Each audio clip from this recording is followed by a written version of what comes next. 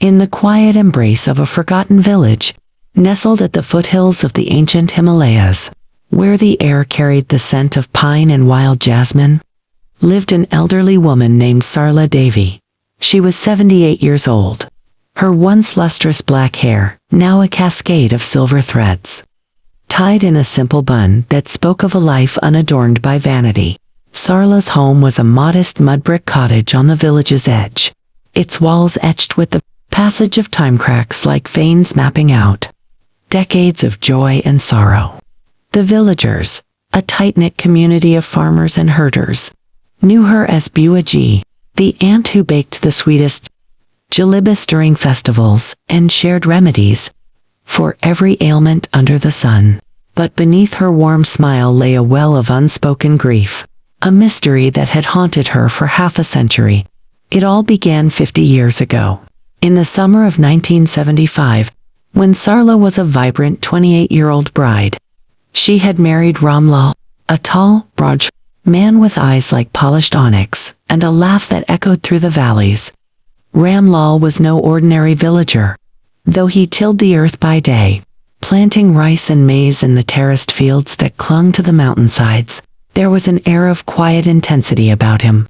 He spoke little of his past, only hinting at adventures from his youth in the bustling streets of Delhi, where he had once worked as a clerk before the pull of the land drew him back. Sarla adored him fiercely, the way his calloused hands gently cradled hers during evening walks, or how he would whisper poetry under the stars, verses from forgotten Urdu poets that made her heart flutter like a caged bird. Their life together was a tapestry of simple joys, the birth of their son Arjun, who grew into a sturdy boy with his father's strength and his mother's kindness, the harvest festivals where they danced to the beat of doldrums until dawn, the quiet evenings by the hearth, where Ramlal would carve wooden toys for Arjun, while Sarla spun wool into yarn. But shadows lingered at the edges. Ramlal often vanished for days at a time, claiming business in the nearest town, returning with pockets full of spices and fabrics, but his eyes shadowed with fatigue. Sarla never pressed him. Love, she believed, was built on trust, not questions. Then, one fateful monsoon night in July 1975, everything shattered. The rains hammered the tin roof like an angry god, turning the paths into rivers of mud. Ramlal had returned from one of his trips earlier that evening, soaked to the bone, his face etched with urgency.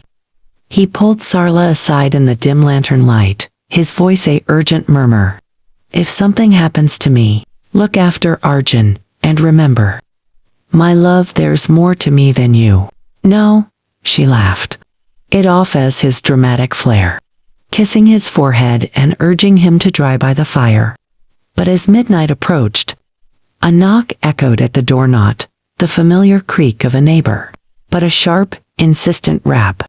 Ramlal bolted upright, his expression hardening into something Sarla had never seen, resolve laced with fear.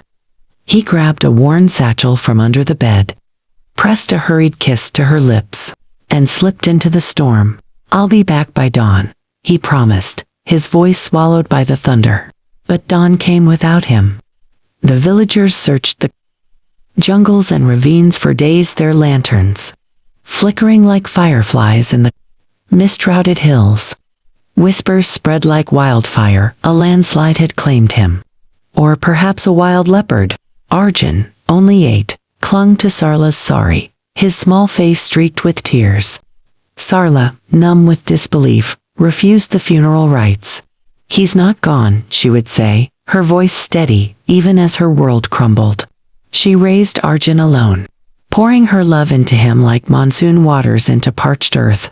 He grew into a fine man, married a girl from the neighboring village, and eventually moved to the city for work, leaving Sarla with the cottage and her memories.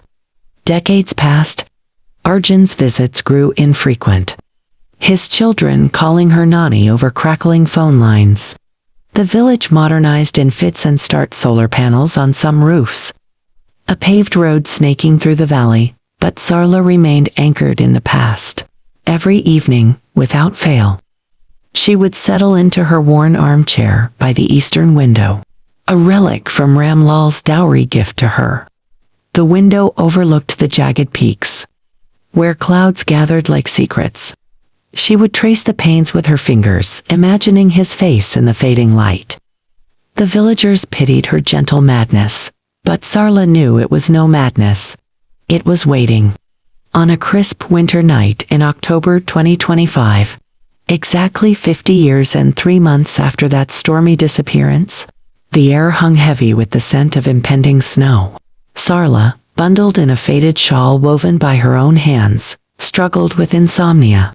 The cottage felt emptier than ever. Arjun had called earlier, promising a visit for Diwali, but his voice carried the strain of city life. She rose from her bed, the floorboards creaking like old bones, and shuffled to the kitchen for a cup of chai. As the kettle whistled on the stove, a peculiar draft slithered through the room, chilling her to the marrow. It came from the window, the one she had nailed shut years ago. After a particularly fierce gale threatened to shatter the glass, curiosity, that old companion, stirred within her. With arthritic fingers, Sarla pried at the rusty latch, the wood protesting with a groan. The window swung open with surprising ease, as if it had been waiting for this moment. A swirl of cold air rushed in, carrying with it the faint, metallic tang of rain impossible, for the skies were clear. And then, with a soft thud, something fell from the sill, a leather-bound diary. Its cover cracked and faded, embossed with the initials RL in elegant script. Sarla's breath caught in her throat. She hadn't seen that diary since the night he left. She had assumed it lost in the chaos. Kneeling on the cold floor, her knees protesting, like the windows hinges, she lifted it reverently. Dust motes danced in the moonlight, filtering through the panes, and as she brushed them away, the cover yielded to her touch. The first page was yellowed, the ink slightly blurred, but the words leaped out like ghosts. Asterisk, dearest Sarla, my eternal flame, asterisk, asterisk, if these pages find their way to you, know that my heart breaks anew. Forgive me, for I was never the man you deserved. The life we built was real, but it was built on half-truths. I love you more than words can chain, but duty called me away, and I could not drag you into its shadows. Read on, and understand. Then, burn this if you must, for some secrets are better ashes. Asterisk. Tears welled in Sarla's eyes, blurring the script. She sank into her armchair, the diary cradled like a long-lost child, and began to read. The entries spanned years, a clandestine chronicle of a double life she had never suspected. Ramlal's true name, she learned, was not Ramlal at all, or at least, not in the world beyond the village. Born Rajendra Malhotra, in the teeming alleys of Old Delhi in 1945, he had been recruited young by India's nascent intelligence bureau. The partition riots of 1947 had scarred him deeply. His family torn asunder by communal violence, he vowed to serve a united India. By the 1970s, as whispers of foreign intrigue echoed from the borders, Pakistan's shadowy alliances, China's looming presence, Rajendra became Ramlal, a sleeper agent embedded in rural outposts. His farming was a cover. Those trips to town were drops for encrypted messages. Meetings with handlers in dingy tea. The night he vanished, it was no accident. A high-stakes operation, intercepting a cache of smuggled arms, destined for insurgents in the northeast. Betrayed by a mole, the mission unraveled in a hail of gunfire near the Indo-Nepal border. Wounded, a bullet grazing his shoulder, Rajendra fled into the jungles, leaving a trail of false leads. He couldn't return home. The enemies would follow, endangering Sarla and Arjun. Instead, he crossed into Nepal under a false passport, assuming the identity of a widowed trader named Ramesh. There, in the labyrinthine markets of Kathmandu, he rebuilt a small spice shop, a modest home, even a fleeting marriage to a local woman named Laxmi, who mended his wounds and filled the void of isolation. They had a daughter, Priya, who grew into a teacher, with her mother's grace, and her father's hidden fire. But the dyer's heart was a lament for Sarla. Entry after entry chronicled his surveillance from afar, disguised pilgrimages to the village outskirts, where he watched Arjun's wedding from the shadows of a banyan tree, or left anonymous gifts of grain during lean years. Every night, I stand at the edge of your world, gazing at that window. It glows like a beacon, your silhouette a poem I can never finish.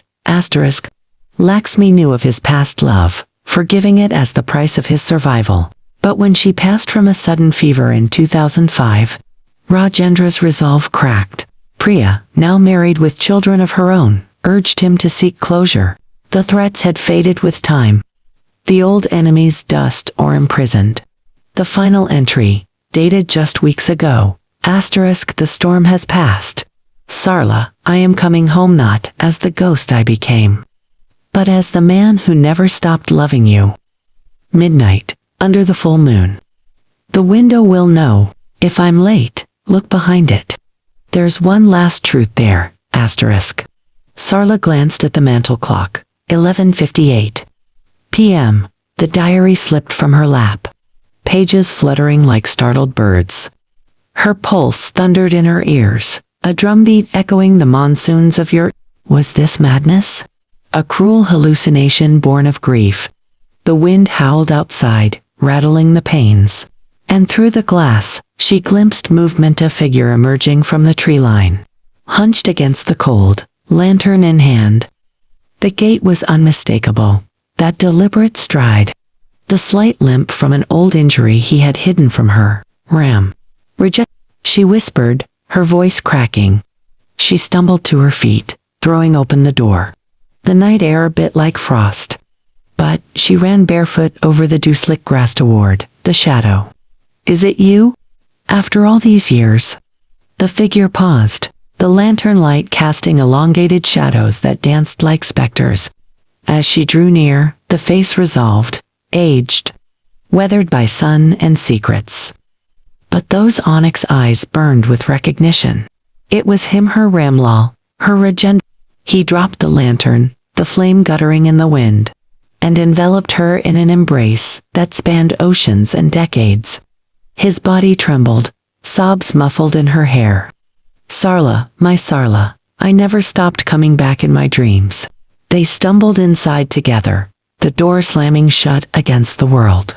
Over steaming chibrewed with hands that shook from emotion, they unraveled the years. He spoke of Kathmandu's bustling chaos, the spice roots that masked his loneliness. Of Priya, who waited in the shadows of the cottage, too shy to intrude on this reunion. Arjun would learn the truth tomorrow.